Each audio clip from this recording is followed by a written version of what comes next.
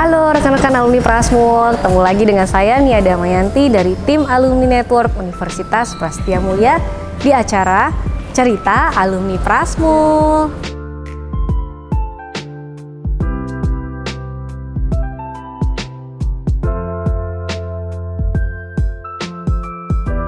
Di Cerita Alumni Prasmul kali ini, saya lagi ada di hub dagangan di daerah Cilengsi. Ini adalah bisnis dari salah satu alumni MM Prasetya Mulia yang di tahun 2022 kemarin memenangkan Alumni Achievement Award kategori Sociopreneur. Yuk kita kenalan dulu yuk. Halo, saya Rian Manafe, MMR 47. Sekarang sedang sibuk menjalankan dagangan sama ratusan teman-teman Pandawa dan Narada yang ada di tim dagangan untuk distribusi sembako ke daerah-daerah terpencil di 20.000 desa di Pulau Jawa. Oke, tadi kan Mas Rian udah ceritain sedikit nih tentang dagangan. Ya. Bisa ceritain sedikit lagi nggak sih sebenarnya dagangan ini apa sih yang dijual? Ya, jadi kalau kita lihat Indonesia ya Mbak, itu kan sebetulnya mayoritas populasinya tinggalnya di luar kota besar nih. Kayak sekarang pun kita udah hitungannya udah nggak di dalam kota Jakarta lagi nih. Dan mereka itu kalau yang tinggalnya di daerah pedalaman kayak di Grabak, terus di daerah Kutoarjo, kalau mau beli sembako itu harus ke kota terdekat dulu. Harus bolak-balik tiap hari. Dan sekarang memang udah banyak e-commerce, tapi kalau pakai e-commerce beli beras 5 kilo, minyak 5 kilo kan ongkirnya mahal banget, apalagi ke kampung-kampung. Nah, dagangan hadir itu kita bikin namanya hub and spoke. Jadi kita bikin gudang-gudang mikro di seluruh Jawa. Jadi kalau ada teman-teman di daerah-daerah yang mau beli sembako, tinggal buka aplikasi dagangan, pencet mau beli apa, dalam waktu 1 hari, 24 jam maksimal, barangnya kita antar. Dengan harga yang lebih murah, bahkan dibanding kalau mereka beli sendiri. Nah ini kalian sebenarnya buka si dagangan ini ya, inspirasinya tuh dari mana sih? Ada latar belakang tertentu nggak sih sampai tiba-tiba kok kepikiran aja ya? Iya Kak, jadi memang cita-cita saya waktu lulus SMA itu mau jadi tentara. Bahkan udah keterima di Akademi Angkatan Udara. Tapi pas mau berangkat, karena harus ada surat di tanda tangan orang tua, saya minta orang tua saya nggak kasih. Oke. Jadi keinginan untuk mengabdi di daerah-daerah terpencil tuh dari dulu. Terus sempat kerja di pemerintah, dan waktu lagi kerja di pemerintah, sempat baca biografinya Muhammad Yunus yang bikin Grameen Bank di Bangladesh. Nah, di situ kan bagaimana dia bisa membawa microfinancing ke desa-desa. Nah, dari situ saya belajar bahwa di Indonesia ini mayoritas populasi kan ada di luar kota. Dan kalau kita ngomongin financing, bank mungkin sekarang udah banyak yang masuk. Tapi sebetulnya kebutuhan yang paling dasar yang belum terpenuhi itu adalah sembako murah tepatnya. Bahkan pemerintah harus menggelontorkan banyak uang kan untuk subsidi sembako, untuk bantuan sembako. Nah, kita mikir bagaimana teknologi yang lagi hype nih, startup teknologi yang lagi hype, dikombinasikan dengan background saya dulu pernah belajar teknik industri, membawa solusi yang berkelanjutan supaya teman-teman di desa, 70% populasi Indonesia yang tinggal di desa itu bisa dapat sembako murah. Kak, aku mau nanya nih Kak, Ya. Kalau dagangan ini sebenarnya ada kompetitornya nggak sih? Itu pertanyaan yang menarik kan. Jadi sebenarnya kalau kita lihat jaringan modern market itu kan udah banyak banget ya. Dan beberapa bahkan fokusnya ke kulakan. Tapi memang menariknya kalau kita masuk ke daerah-daerah, pemerintah daerah itu lebih suka kalau ada yang masuk itu tidak mengeliminir usaha-usaha lokal yang memang sudah banyak warung, sudah banyak yang jualan sembako di ruang tamu gitu ya. Nah, makanya pendekatan kita tidak jual langsung ke pembeli, tapi kita jualnya lewat warung, lewat agen, lewat reseller yang memang udah ada di kampung-kampung. Nah, model bisnis kayak gini belum ada kalau di daerah. Kalau di kota mungkin kita suka dengar kata-kata yang pakai grosir, kata-kata yang pakai wholesale gitu ya. Supermarket besar, tapi kan mereka nggak masuk kampung. Nah, itu yang jadi masalah. Nah, makanya dulu itu beberapa dari klien kita itu harus ke kota Jogja, ke kota Semarang, ke kota Bandung buat ke supermarket yang besar-besar yang ada grosirnya di belakang itu. Nah, kalau sekarang nggak usah lagi keluar dari kampung, bisa duduk di rumah sambil masak buat anak, masak buat suami, bersih-bersih rumah, tinggal pencet dari aplikasi. Harganya sama, bahkan lebih murah, banyak yang lebih murah, dan diantar, nggak usah keluar uang bensin, nggak usah capek-capek bawa bondotan di motor. Oke. Ini kan pakai aplikasi nih ya. Iya. Ada kesulitan nggak buat edukasi orang-orang? Karena kan biasanya kalau di daerah akan lebih sulit ya berhubungan dengan teknologi nih. Ya. Ada kesulitan lagi nggak? Oh pasti Mbak. Itu kalau kita di kota ya, misalnya ada aplikasi baru, itu kita nggak butuh ada orang yang datang ke kita buat memperkenalkan. Itu di-share aja pakai ya WhatsApp gitu misalnya ya, atau ada link YouTube-nya kita tinggal lihat, atau dikasih PDF-nya. Kalau di kampung nggak bisa, mesti ada orang yang datang. Dan kalau datang pun orang ini mesti orang yang mereka kenal, pakai bahasa lokal. Pendekatan kita biasanya mulai dengan pemuda-pemuda lokal, kita bilangnya local influencers. Nah ini kita kirim untuk mengedukasi warung-warung, toko-toko, reseller, dan ibu-ibu yang mau berjualan. Supaya mereka ngerti apa itu dagangan, cara pakai dagangan. Dan itu kita bimbing terus sampai 1-2 bulan pertama. Baru pelan-pelan kita transisi ke fokus lewat call center, lewat aplikasi dan sebagainya. Aku mau nanya nih Karian, sebenarnya bisnis dagangan ini udah berapa lama sih? Dari mulai anak saya lahir Kak, masih oe-oe, sampai sekarang udah bisa merintah-merintah papanya. Papa sini, main sama aku gitu kan. Jadi udah berapa tahun nih kira-kira? Dari 2019, waktu itu nggak lama setelah anak saya lahir, sampai sekarang anak saya udah TK, 2023, jadi 4 tahun. Oh udah Hampir 4 tahun ya. Hampir 4 tahun. Oh berarti kalau kepotong sama pandemi dong ya? Ya, tapi justru waktu pandemi itu kita tumbuh masif-masifnya. Jadi pandemi itu kan 2020-2021 ya. Nah, waktu kita mulai tuh di tempat saya sekolah SMA Magelang, dan itu cuma ada 2-3 hub yang mengcover satu kabupaten. Waktu selesai pandemi itu kita udah hampir 10.000 desa 2021. Wow. Hampir 10.000 desa, hari ini lebih dari 20.000 desa. Oke, karena ini lagi bahas perkembangan nih ya. Nah, pertumbuhannya sendiri gimana kalau dari dagangan ini? Ya kalau kita lihat dari jumlah desanya tuh kalau dari kita mulai 2019 itu ratusan masih, kemudian 2021 setelah pandemi hampir 10.000, hari ini lebih dari 20.000 desa. Kalau kita lihat dari sisi user atau pengguna, waktu kita mulai awal 2019 itu sebelum pandemi masih ratusan, kemudian setelah pandemi 2021 itu ada hampir 10.000 penggunanya, hari ini udah hampir 30.000. Aku pengen tanya nih, sebenarnya kalau dari dagangan sendiri tuh ya, cara kakak mengambil profitnya itu gimana sih kak? Jadi ada macam-macam Kak ya. Yang pertama itu margin yang jelas ya. Jadi kita harga jualnya lebih tinggi dari harga beli. Tapi margin kalau kita ngomongin soal sembako sama kebutuhan sehari-hari, saya rasa juga nggak bisa gede-gede. Apalagi kan kita masuk ke daerah punya misi sosial. Jadi kita juga nggak mau jadi loan shark gitu kan ke mereka.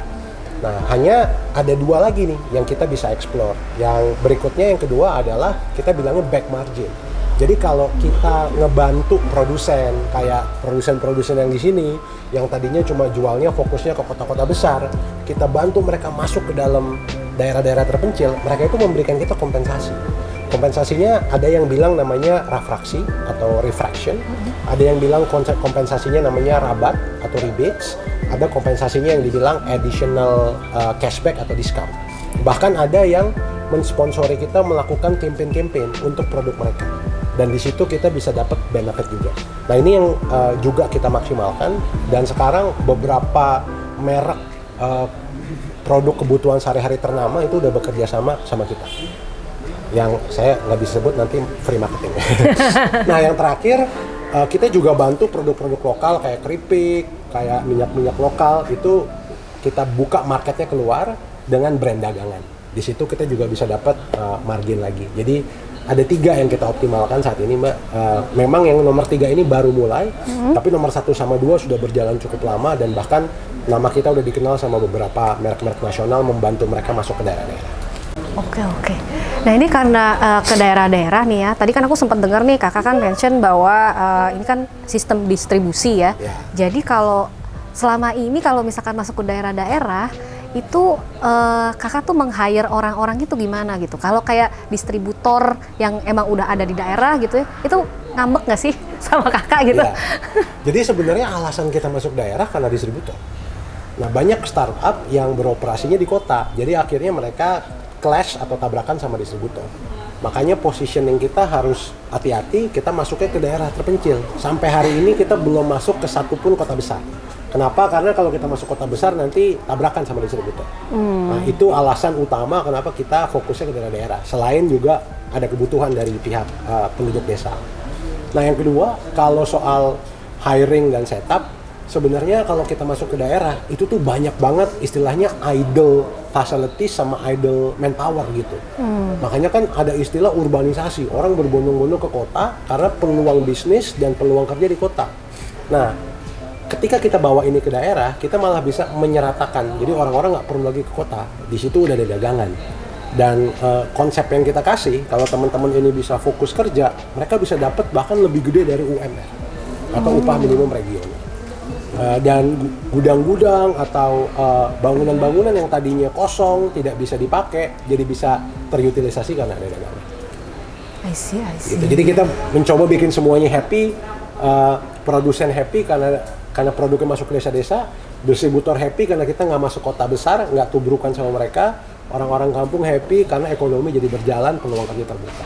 Nah, Karian, selama kamu membangun dan menjalankan dagangan, ada nggak sih pengalaman yang nggak bisa dilupain? Ada Kak. Ini baru terjadi. Jadi beberapa waktu lalu kami kerjasama dengan Kadin Yogyakarta, yang ketuanya itu anaknya Sultan sendiri. Kita bikin kegiatan, salah satunya ada sarasehan ngundang pengguna dagangan. Nah ada salah satu pengguna dagangan namanya Ibu Yuliati, tinggalnya di Desa Cangkringan. Desa Cangkringan itu di lereng Gunung Merapi. Nah waktu kita minta dia share, ada dua hal yang saya ingat banget. Yang pertama, beliau itu share bagaimana dia mulai dari nyewa tempat dan pinjam uang 3 juta untuk nyetok awal dari dagangan. Dan selama 3-4 tahun kita berdiri, sekarang dia udah nggak nyewa tempat lagi. Dari akumulasi keuntungan, dia bisa beli ruko kecil di desa itu, dan dia berjualan dari situ dan masih pakai dagangan sampai hari ini. Itu hal yang luar biasa pertama yang saya dengar. Terus yang kedua, beliau tuh berterima kasih banget sama dagangan karena sebelum ada dagangan dia mesti bolak-balik, ibu-ibu naik motor bawa bondotan. Nah sekarang nggak usah lagi kayak gitu. Nah saking dia berterima kasih, sering banget kurir kita yang nganterin barang ke situ, ke warungnya beliau yang baru itu setelah nganter disuruh duduk dulu, dibikinin Indomie sama kopi. Jadi itu Ibu Yuliati tidak terlupakan buat saya. Oke, baiklah. Nextnya mau buka di mana nih ya? Saya kayaknya harus sudah booking tempat nih. Kita sekarang selain Jawa Tengah sama Jogja, kita Jawa Barat sama Jawa Timur udah tambah banyak. Tapi ya itu, kita nggak masuk kota. Makanya kalau cari yang dekat Jakarta, paling dekat itu hampir 2 jam itu di sini. Cilengsi sini ya? Iya. Jadi kalau punya family atau punya rencana buat pensiun dini pindah ke daerah, kita siap. Oke, siap ya. Saya langsung download nih ya aplikasi dagangan nih, promosi nih. Nah, Karian, dulu aku denger nih ya, kakak nih salah satu pemenangnya Biscamp Challenge ya? Iya. Terus gimana tuh waktu itu pengalaman waktu pas ikutan Biscamp? Jadi itu unik juga tuh Kak, karena waktu saya daftar udah telat. Karena saya buka websitenya udah telat, saya memberanikan diri langsung ke Prasmul. Waktu itu yang nerima saya ada 2, ada Mas Christian Wahyu Berlian sama Mbak Eva. Dua-duanya udah mungkin di tempat lain ya. Nah, tapi saya masih ingat, saya bilang minta tolong dong, masih boleh nggak? Akhirnya dibolehin, saya ambil tesnya di Prasmul waktu itu, karena udah telat.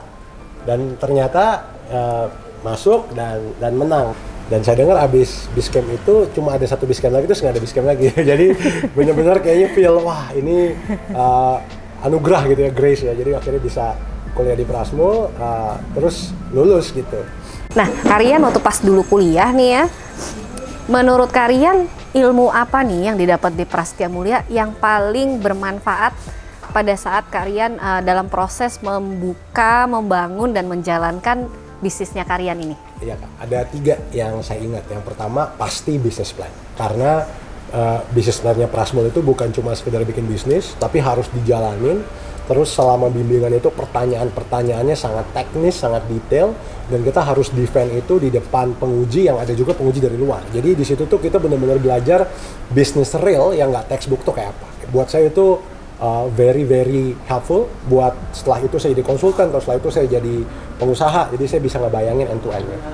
Terus yang kedua, saya ingat banget ada salah satu mata kuliah itu namanya corporate finance, yang ngajarin tuh Bu Wijantini. Nah, saya suka banget sama mata kuliah beliau karena beliau tuh ngajarnya sangat basic. Karena saya basicnya teknik, Jadi nggak gitu pernah dapat exposure sama finance. Di situ saya belajar dari yang basic-basic, dan itu membuat saya merasa fundamentalnya, dasarnya udah dibangun. Nah, yang ketiga adalah advance versionnya. Jadi ada mata kuliah namanya International Finance yang ngajar Pak JBU. Kita bilangnya Pak JBU karena saya lupa nama lengkapnya malah, tapi J. Belly Utarja. Nah, di situ saya belajar soal hedging, saya belajar soal arbitrage. Jadi basic yang udah ditaruh sebelumnya membuat saya jadi ngerti how the international economy works. Dan itu ngebantu sampai sekarang, baik secara implementasi di business plan, conceptual thinking dari corporate finance, sama ngerti makronya dari international finance. Nah, kalian, kamu kangen nggak sih sama Prasmul, sama teman-teman waktu pas kuliah, waktu pas di Biscamp? Ini pertanyaan sulit karena jawabannya antara kangen dan enggak gitu. Nah, karena of course kalau nongkrong-nongkrong di payung belakang atau payung kantin sambil makan Indomie, sambil ngobrol-ngobrol tentang tugas, tentang hidup, tentang pengalaman-pengalaman sebelum kuliah, itu seru banget dan pasti kangen gitu ya. Tapi kalau harus ngerjain tugas-tugas, begadang sampai malam gitu kan, terus ngerjain BP lagi, kayaknya nggak terlalu kangen deh.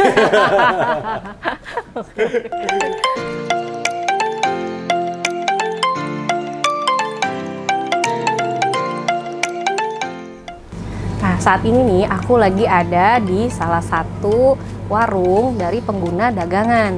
Kita ngobrol-ngobrol sedikit ya sama salah satu pengguna dari aplikasi dagangan. Halo Bu. Iya. Apa kabar Bu? Sehat? Sehat, alhamdulillah. Saya tanya-tanya sedikit boleh ya Bu? Boleh. Ibu namanya siapa Bu? Ibu Vira. Ibu Vira. Iya. Bu Vira, Ibu sebelumnya sudah pernah menggunakan aplikasi dagangan? Sudah. Oke, udah berapa lama Bu pakai aplikasi ini? 6 bulanan kali ya? 6 bulan. Iya. Nah, kalau dari 6 bulan, biasanya yang dibeli di aplikasi apa Bu? Sabun, sampo, terus apa lagi ya? Tepung-tepung. Cukup banyak ya Bu? Iya. Biasanya sekali belanja berapa Bu jumlahnya? Tergantung ya, 800, 900 kayak gitu. Oh, oke. Terus Ibu sendiri merasakan ada manfaatnya nggak Bu dari aplikasi itu Bu? Banyak ya. Ada bonusnya, ada bonusnya? promo-promonya ya. Oh, Iya. ada promo juga ya? Terus ini dong Bu, Ibu lebih untung banyak? Iya. Selama ini biasanya kalau nggak pakai dagangan Ibu sebelumnya ngambilnya di mana Bu? Di agen-agen gitu. Di agen-agen. Nah, terus sekarang udah pakai aplikasi dagangan, mau pindah ke agen lagi nggak Bu? Enggak. Enggak, jadi udah pasti pakai dagangan ya. Kayaknya Iya. abis ini gue dibayar nih sama dagangan nih. Promosi banget nih. Oke, baiklah, makasih banget ya Bu atas Iya. waktunya. Terima kasih, selamat Iya, siang, semoga sukses sama-sama. nih ya jualannya dengan dagangannya. Nah, tadi kita udah serius-serius nih. Sekarang waktunya kita lucu-lucuan dikit ya, Siap, kalian. siap. Nah, Kakak nanti punya waktu 60 detik nih ya buat menjawab pertanyaan-pertanyaan dari aku. Oke, Cepet aja, apapun siap. yang terlintas di pikiran Kakak langsung dijawab aja. Oke? Oke, siap. Siap ya. Ini pertanyaannya. 3, 2, 1, go. Pilih mie goreng, mie rebus, atau mie rebus goreng? Mie goreng. Pilih joget sambalado sama Ayu Ting Ting, tari ular sama Dewi Persik, atau nyinyir bareng Nikita Mirzani? Nyinyir bareng. Hidup di kota atau di desa? Desa. Pilih pergi 1000 tahun ke depan atau 5 tahun ke belakang? 1000 tahun ke depan. Kenapa Superman poni keritingnya cuma 1? Kalau dua nutupin mukanya. Hujan terjadi karena langit gak kuat lagi nahan air mata atau karena panggilan katak? Panggilan katak. Nonton drama barat, Korea, atau sinetron? Korea. Kalau kamu dikirim ke negara lain, pilih dikirim ke negara mana? Uni Emirat Arab. Barang apa yang paling aneh yang pernah kamu beli? Penahan handphone buat nonton di pesawat. Pilih piara tikus got, kecoa, atau semut? Semut. Kalau dikasih kesempatan untuk buat ide jualan tergila, kamu mau jual apa? Jual kereta cepat. Sebutkan 3 nama FM zaman kuliah di Prasmul yang nggak bisa dilupain sampai sekarang. Bu Wijantini, Pak JB Utarja, sama Pak Paul Opusunggu. Terima kasih. Kita udah serius-seriusan, udah trivia question, sekarang it's challenge time. Nah, Kak Rian ya, challenge-nya kali ini, Kak Rian boleh tolong coba yakinkan saya nggak sebagai seorang pedagang ya di daerah yang akan menjadi salah satu target user pengguna dari dagangan. Sampai saya mau pakai aplikasinya. Oke ya, gitu ya. Challenge diterima? Siap. Oke. Bu, mau tanya Bu. Iya Mas. Ini warungnya gede nih. Kalau belanja seminggunya berapa banyak? Banyak sih Mas. Kalau berapa juta belanja? Kasih tahu nggak ya? Ya kira-kira seminggu 5 juta. 5 juta Bu ya? Wah hebat ini, hebat. Mau uang gratis nih? Oh mau dong Mas. Dikasih berapa saya? 1 juta per minggu mau? Mau banget tuh. 4 juta per minggu mau? Apalagi? Nah, Ibu belanja 5 juta di mana? Di grosiran depan. Grosiran depan. Iya. Kesananya naik apa? Kadang naik bajai, kadang saya bawa motor sendiri, kadang kalau nggak ada ongkos saya naik sepeda. Kalau gitu selain saya kasih gratis 1 juta, saya kasih Ibu waktu santai lebih banyak banget. Hah? Kok bisa? Iya, udah dapat 1 juta santai lagi. Gimana caranya Pak? Caranya Jadi bapak deh. di sini Bu. Apaan ini ya? Jadi Ibu belanja semua yang dibeli di sini, nggak usah bayar 5 juta, bayarnya cuma 4 jutaan. Oh gitu. Bisa, harganya lebih murah. Terus nggak usah repot-repot ke grosir, duduk diam aja, nanti diantar. Mau nggak nih? Mau banget sih Mau, Mas, bener kalau nggak langsung mau? diantar. Ya udah, langsung pakai aja. Oh, handphonenya buat saya juga. Makasih ya. Gimana Kak Rian? Semoga cerita Kak Rian ini bisa menginspirasi rekan-rekan alumni kita yang lain ya, yang sekiranya emang pingin bangun bisnis kayak Kak Rian. Buat kakak-kakak, teman-teman ada di alumni, apapun yang jadi target, apapun yang jadi goal, selalu mulai sama 3S, small single step, make an action today. Dan saya percaya dengan dengerin podcast ini adalah action pertama yang kakak, teman-teman sama adik-adik dilakukan. Ditunggu action-action berikutnya. Oke, thank you banget ya Kak. Thank you banget rekan-rekan alumni Prasmul yang udah mau nonton acara ini sampai selesai. Jangan lupa ya follow IG kami di @alumniprasmul. Juga ada YouTube, ada Spotify kami, kemudian ada juga LinkedIn, ada Twitter, Ika Prama Prasetya Mulia. Sampai ketemu lagi di acara Cerita Alumni Prasmul berikutnya. See ya!